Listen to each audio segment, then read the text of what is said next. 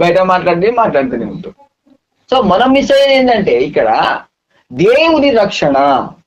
మనం కూడా అబ్బా అదే అని అంటూనే ఉంటారు, చెప్పేటోళ్ళు చెప్తూనే ఉంటారు, కానీ ఈమె దేవుడే మాట్లాడు, ఈమె దేవుడే దగ్గరికి రాడు, ఇలాంటి పుల్లలు పెట్టేవాడు. దేవుడు మనతో ఎప్పుడు మాట్లాడతాడు. ఆయన ఏ రోజు ఉన్నాడు, ఇప్పుడు అప్పుడు ఇప్పుడు ఏకరీతిగా. మనం మారిపోతాం, మనకి ఏదైనా అయితే మన కోసం మనం పెడతాం. కానీ ప్రభా నిన్ను ప్రేమించలేకపోతే నా తప్ప, నిన్ను ప్రేమిస్తాను నీకోసం బ్రదర్. మంచి త్యాగపూరితమైన ప్రేమ మనకి లేకపోవడమే దీనికి కారణం. అందుకనే దావీదు అంత పెద్ద ఇదైతే అని అనుకుంటే ఏదైనా చేయగలడు. కానీ ఎంతమంది అనుకున్నా కూడా నాకు కావాల్సిన రక్షణ దేవుని నుండి.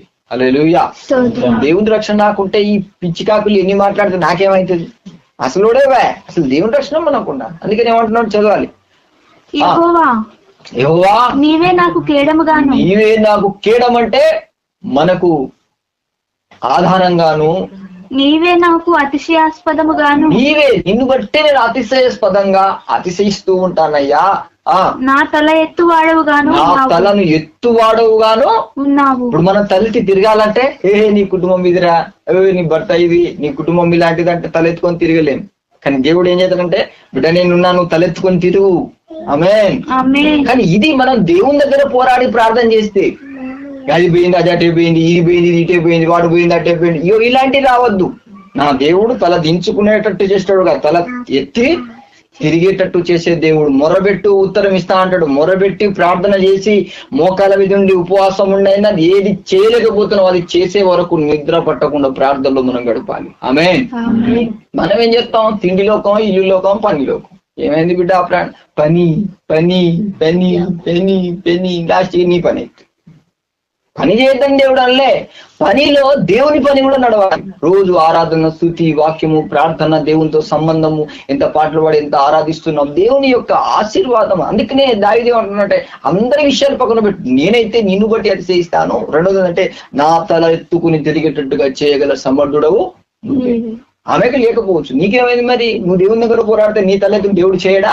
చెయ్యాలంటే విశ్వాసంతో నువ్వు పోరాడాలి. ఒకరు అవిశ్వాసులు అయితే అవిశ్వాసం బట్టి అందరు అవిశ్వాసులు అయితే ఇల్లు నిలబడుతుంది.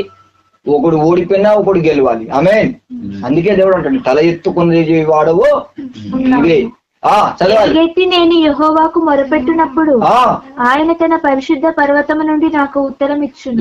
నేను ఎప్పుడైతే ప్రార్థన చేస్తాను, మనం పాడతాం, ఎలుగెత్తి నేను నీకు మొరపెట్టుచున్నాను, ఏలినా వాణి దయలు నీ కోరుచున్నాను, ఎలుగెత్తి నేను మొరపెట్టుచున్నాను, ఏలినా వాణి దయలు నీ కోరుచున్నాను. ఎప్పుడు గానీ మనం ఆయన ఎలుగెత్తి ప్రార్థిస్తే నీ పరిశుద్ధ పర్వతం నుండి నాకు తక్షణమే సమాధానము వస్తది ప్రభువా. హల్లెలూయా, హల్లెలూయా. అందుకనే దావీదు 91 కీర్తనలు ఏమన్నాడు? 91 చదువుదాం. ఫస్ట్ నుంచి వెళ్ళి. మహోన్నతుని చాటున నివసించువాడు, సర్వశక్తుని నీడను విశ్రమించువాడు, ఆయనే నాకు ఆశ్రయము, నా కోట. ఏమన్నాడు? సర్వశక్తుని నీడను ఆశ్రయించువాడు. మళ్ళా ఫస్ట్ నుంచి చదువు. మహోన్నతుని చాటున నివసించువాడే, సర్వశక్తుని నీడను విశ్రమించువాడు, ఆయనే నాకు ఆశ్రయము, నా కోట, నేను నమ్ముకొను నా దేవుడని నేను యెహోవాను గూర్చి చెప్పుచున్నాను. ఇప్పుడు ఆయన చాటున, ఆయన నీడలో నువ్వు ఉంటే ఆయన సర్వశక్తిని నువ్వు విశ్రమించినట్టు. ఎగ్జాంపుల్ చెప్తాను. నీకేమన్నా అయితే నువ్వు ఎక్కడికి వెళ్తావు? నువ్వు మీ అమ్మ దగ్గరికి వెళ్తావు, మీ తమ్ముని దగ్గరికి వెళ్తావు. ఈమెకేమన్నది? ఈమె ఎక్కడికి వెళ్తుంది? వాళ్ళ అమ్మ దగ్గరికి వెళ్తుంది, వాళ్ళ అమ్మమ్మ దగ్గరికి వెళ్తుంది. మరి కష్టం బాధలు వస్తాయి. ఇప్పుడు దావీదు ఎక్కడికి పోయిండు? వాళ్ళ నానమ్మ దగ్గరికి పోయిండా? వాళ్ళ అమ్మ దగ్గరికి పోయిండా? తమ్ముని దగ్గరికి పోయిండా? స్నేహితులతో తిరిగిండా తాగే రోడ్ల మీద? ఎటు పోయిండు? లేకుంటే మన లెక్క బాధ వచ్చిందిరా, అరే నేను రోజు నీతికున్నాడు రా, కానీ నాకు భార్య మాట నాకు బాధ తట్టుకోలేక నేను పెగ్గేసి తాగి ఇంట్లో పడుకుంటారా, పారా తిరిగేస్తాడు, తిరుగుతాడా? మహోన్నతుని చాటున నివసించాలి. ఆమేన్. ఆమేన్. సర్వశక్తిని పవర్స్ నీకు దిగాలి అంటే నీకు సమాధానం లేనప్పుడు, సమస్యలు వచ్చినప్పుడు నువ్వు అమ్మకు చెప్పుకోవడం, నువ్వు నాన్నమ్మకు చెప్పు, ఇవి కాదు. మొరబెట్టి ప్రార్థన చేసి దేవుని శక్తి నీ మీదికి కమ్మే వరకు, ఆయన ఆదరణ దొరికే వరకు మీరు ఇద్దరు కలిసి దేవుని యొక్క నీడలో నివసించడం ఆరంభించండి. హల్లెలూయా. అప్పుడు నీ కుటుంబానికి క్షేమము, రక్షణ, నీ కుటుంబం ఇతరులకు మాదిరి. క్రైస్తవ కుటుంబం అంటే ఇలాంటిదని చూసే వాళ్ళు సంతోషపడతారు. కానీ మనకు ఒక నీచ బుద్ధి ఏంటంటే ఈ అన్యుల సాంప్రదాయం అన్నమాట. అన్యులకి ఏమన్నా తట్టుకోలేరు. వాళ్ళు వాళ్ళ అమ్మ వాళ్ళ ఇంటికి వెళ్ళిపోతారు, వీళ్ళ తమ్ముని వాళ్ళ ఇంటికి వెళ్ళిపోతాడు, వాడు వాళ్ళ దోస్తులు తాగడానికి వెళ్ళిపోతాడు, వీడు వాడి వెళ్ళిపోతాడు, చెల్లా చెదరైపోతారు. ఏమైందిరా భయ్, ఈ దేవుడు ఏడా నిలవెళ్ళ వాళ్ళు మనకి ఎందుకు చెప్తున్నాడు? మన దేవుడు మన ధ్యానంలో లేడు, మనం దేవుని ధ్యానంలో లేవు. ఈ అన్యజాతి సంప్రదాయం తీసేయాలి. మనం ఎప్పుడు కూడా ఒరిజినల్ క్రిస్టియానిటీగా కనిపెట్టి ప్రార్థన చేయాలి. హల్లెలూయా. సంపాదనని కొట్టుకోపోవడం కాదు. సంపాదన ఇవ్వాలంటే రేపు సంపాదిస్తావు, కానీ దేవుని సంపాదించుకోవాలి. దేవుని నామానికి అవమానం వచ్చే వరకు మనం చూసుకోకూడదు. హల్లెలూయా. మనకి ఎంతమంది బలవంతులు, మనకి బలపరిచే వాళ్ళు, మనం ఆదరించే వాళ్ళు వేల మంది ఉండవచ్చు. నాకు కూడా ఉన్నారు. మహబాద్ లో ఉన్నారు, నెక్కొండలో ఉన్నారు, నర్సంపేట ఖానాపురంలో ఉన్నారు. బంధు బలగాలు ఒక్కొక్కరు మహబాద్ లో ఉన్న వాళ్ళతో కోట్లకు ఉన్నారు. మహబాద్, ఇదిల, పుసంపల్లి అని మొత్తం మా వాళ్ళు అంతా వాళ్ళు కోట్లకు లక్షలకు ఉన్నారు. కావాలనుకుంటే ఏదైనా చేయగలుగుతారు. నన్ను ఆదరించే వాళ్ళు ఎంతమంది ఉన్నా నేను ఎప్పుడు కూడా అనుకునేది, ఒకప్పుడు గతంలో నాకు అన్ని మా ఇంటి వాళ్ళు చెప్పేవాళ్ళు, అన్న నువ్వు మీ బోడా వాళ్ళందరూ ఇటే ఉన్నారు, నువ్వు పరిచయం చేస్తా, ఖాళీ నువ్వు మొత్తం నువ్వు పెద్దగా లెవెల్లో తీసుకెళ్తారు, నీకు అజ్జే వద్దు. హల్లెలూయా. వద్దు. వీళ్ళ ఆదరణ నాకు వద్దు, దేవుని యొక్క ఆదరణ నాకు కావాలి. వాళ్ళు అంత గొప్ప వాళ్ళు కోటీశ్వర్లే కానీ తాగుబోతుడు, తాగి ఒక్కొక్కడు దత్తనే ఉన్నాడు, అందరూ ఊసిపోతూనే ఉన్నాడు. డబ్బు ధనం ఆదరించి ఈ యొక్క బంధువులు, రక్త సంబంధుల ఆదరణ అనేది దేవుని కోసము, దేవుని బిడ్డలకు పనికి రానే రావు. హల్లెలూయా. ఇటు చూడు, ఏంది మళ్ళీ స్టార్ట్ చేస్తాను. ఈ బంధువులు, ఈ అన్నదమ్ముల ప్రేమలు, తల్లిదండ్రుల ప్రేమలు ఎన్ని రోజులు చెప్తారు? ఎన్ని రోజులనే నీ తమ్ముని అమ్మని ఆదరిస్తారు, ఎన్ని రోజులు ఏమి అమ్మమ్మని అమ్మ ఆదరిస్తుంది. అందుకని అన్నాడు, మహోన్నతుని చాటున నివసించేవాడు, సర్వశక్తిని నీడను విశ్రమించేవాడు. నువ్వు దేవుని యొక్క రెక్క నీడలో బతకాలనే మొండి పోరాటం, మొండి ప్రార్థన నీలో ఉన్నదనుకో, నువ్వు చెప్పుకోగలుగుతావు, యెహోవాయే నాకు రక్షణకు ఆశ్రయమని. హల్లెలూయా. ఎవరు కాపాడుతాంటే, ఎవరు ఆదరిస్తానంటే, అయ్యా ఫలాన్ని మా అమ్మమ్మ కాపాడింది, మా నాన్నమ్మ కాపాడింది, మా తమ్ముడు, మా అమ్మమ్మ, అందరు వాళ్ళు. దేవుడు నిన్ను ఆదరిస్తున్నాడని లోకానికి తెలియజేయాలి. ఆయన ఏం చెప్తున్నాడు? యెహోవాయే నమ్ముకున్న నా దేవుడే నన్ను కాపాడుతున్నాడు. ఆయన ఏమేమి చెప్తాడో వర్ణించి చెప్తున్నాడు. చూడు, మనం చెప్పగలం ఆ మాటలు. చదువు ఇంకా. వేటకాని ఊరిలో నుండి వస్తాయి సమస్యలు, రావని కాదు. క్రైస్తవ బిడ్డలకు సమస్యలు వస్తున్నాయి. సమస్య రాని దేవుడు ఉన్నాడు. ప్రతి కులంలో, ప్రతి మతంలో సమస్య ఉంది. కానీ దావీదు ఏమంటున్నాడు? వేటగాడు బంధించాలని నన్ను చూసినా కూడా ఆయన నన్ను విడిపిస్తాడు. Praise the Lord. అలాంటి విశ్వాసము నిజమైన క్రిస్టియానిటీ ఉంటుంది. మామూలు గుడ్డోళ్ళకి ఏం అర్థం కాదు, ఇటు కొట్టుకోపోతారో అర్థం కాదు. వేటగాని ఊరి నుండి కాపాడువాడు ఆయనే. చదువు. నాశనకరమైన తెగులు రాకుండా, నాశనకరమైన తెగులు, భయంకరమైనటువంటి కరోనా వైరస్ లాంటి తెగులు వచ్చినా కూడా నిన్ను రక్షిస్తాడు. ఆయన తన రెక్కలతో నిన్ను కప్పును, ఆయన రెక్కల క్రింద నీకు ఆశ్రయం కలుగును. ఎక్కడ కలుగుతుంది ఆశ్రయము? ఆయన రెక్కల నిన్ను కమ్ముకోవాలి. తెల్లవారు గట్ల ప్రార్థిస్తుంటే దేవుని యొక్క శక్తి మన మీదకి దిగి రావాలి. ఆమేన్. దేవుని కాపుదల, దేవుని క్షేమము, దేవుని ఆశీర్వాదం, దేవుని రెక్కనీళ్ళు మనం జీవిస్తూ ఆయన ఆరాధిస్తూ ఉన్నంత సేపు మనకేం కాదు. మనం ఏ మాయలోకంలో పడిపోదు. డబ్బు ధనం కష్టపడాలి, దేవుడు పని చేయొద్దన్నట్లే, కానీ అదే లోకంగా మలుచుకోవద్దు. ఒక రోజు నువ్వు పని ఎక్కువపోతే ఒక రోజు ప్రార్థనలు ఎక్కువ గడపాలి. ఒక రోజు నువ్వు అటు కొట్టుకోపోతే ఒక రోజు ప్రార్థన ముందుకు వెళ్ళాలి. కానీ సమస్యలు వచ్చినాయి ఎందుకు వెళ్ళిపోయారు అనుకో, ఆ సమస్య నీకు ఈ భూమి మీద లేకుండా చేస్తారు. సమస్యను ఎదుర్కొన్న దమ్ము, ధైర్యము దేవుడు ఇచ్చేది. దావీదుకు ఆ రోజున ఫిలిష్తీయులకు గొలియాతే ఒక పెద్ద సమస్య. గొలియాతు లాంటి ఎదుర్కోవడానికి బయటికి వెళ్ళాడు దావీదు దేవుని పేరులో. దేవుడు కూడా అదే అంటున్నాడు, సాతాను ఎన్ని విధాల పన్నాగం వేసినా కూడా నీవు దేవుని ఆధారంతో దేవుని రెక్కలేంలో ఉండడానికి ప్రయత్నిస్తూ ప్రార్థన చేస్తే నీకు వచ్చేది రక్షణ. వేటగాని ఊరి నుండి, నాశనకరమైన తెగుల నుండి. చదవాలి ఇంకా. ఆయన సత్యము కేడమును దారుణై ఉన్నది, రాత్రి వేళ కలుగు భయముకైనను. అంతే కదా, రాత్రి రాగానే చీకటి వచ్చేసింది. దానికి ఎవరు సమయం ఇచ్చిండ్రు? నువ్వే. హాయిగా తిని పడుకుంటారు, అది వస్తూనే ఉంటది. నువ్వు టైం టు టైం ప్రార్థన చేయాలి. అది కొద్దిగా మనకి ఏమైనా వచ్చింది అనుకో, రాయని సంగతి చూస్తానే మోకాల విధులు ప్రార్థన చేయాలి. హల్లెలూయా. దావీదు ఏమన్నా, చీకటి వేళ కలుగు భయముకైనను, పగటి వేళ ఎగురు బాణమునకైనను, చీకటిలో సంచరించి తెగులునకైనను, మధ్యాహ్నమందు పాడు చేయి రోగమునకైనను నీవు భయపడకుందువు. ఎంత బలం వస్తుందంటే ఎవరితో ఉంటే, దేవుని కాపుదల. దేవుడు కాపుదల మనకు ఉంటది.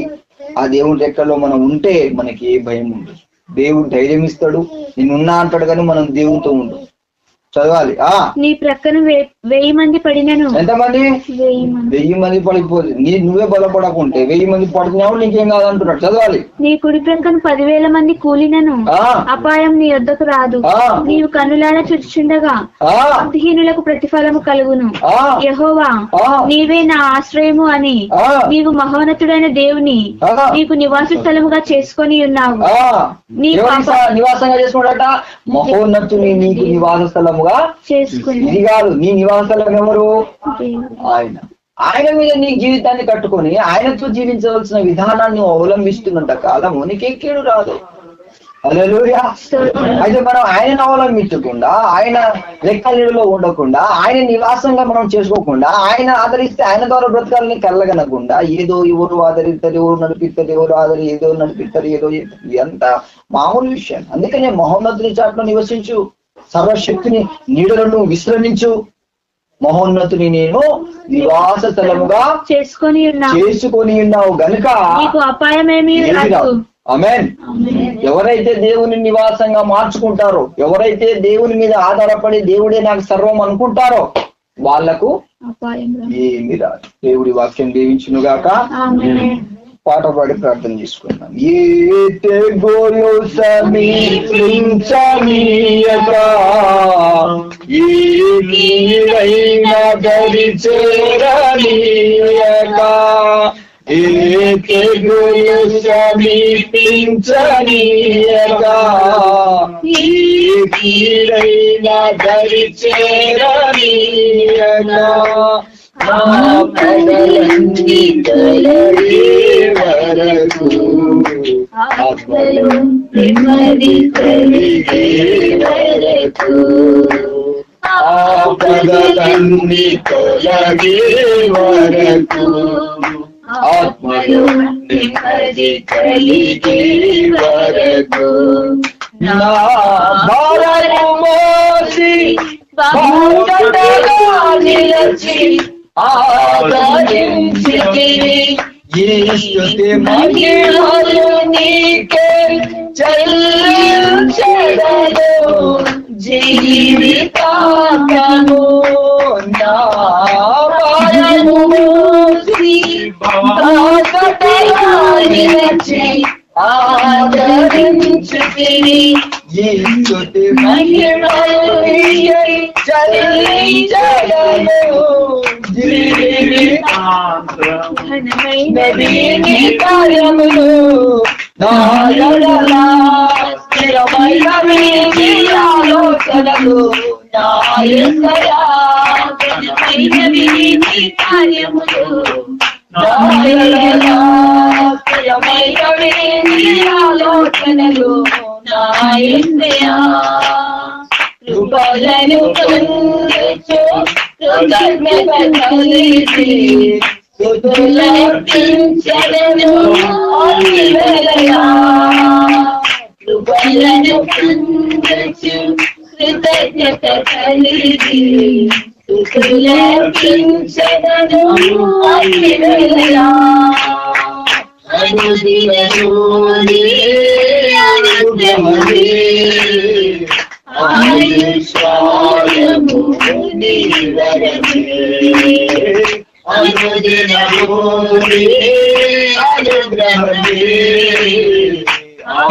ఆయుష్కాలము నీ వరమే. ఘనమైనవి కార్యములు నా యెడల, స్థిరమైనవి నీ ఆలోచనలు నా యేసయ్యా.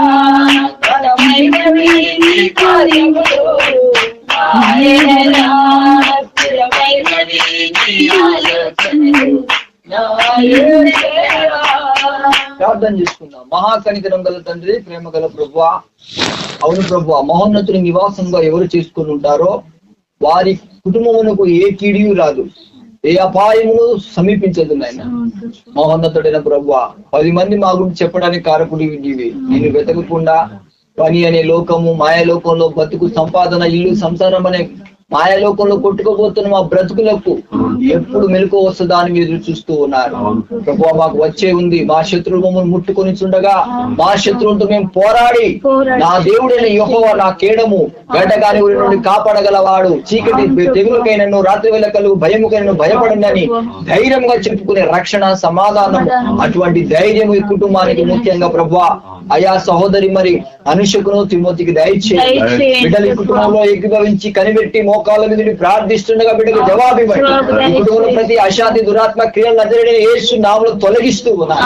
అది మనసులో సమాధానం, ఒకరి పట్ల వ్యతిరేక భావం తొలగించి సమాధానముతో, కీర్తనతో కొనియాడుతూ, స్తుతిస్తూ, ఆరాధిస్తుండగా కుటుంబంలో శాంతి, సమాధానం, ఐక్యతతో నీ సన్నిధిని వెంబడిస్తూ ఘనపరిచి కొనియాడే కృపదై కుటుంబాన్ని దీవిస్తున్న పరలోకపు తండ్రి,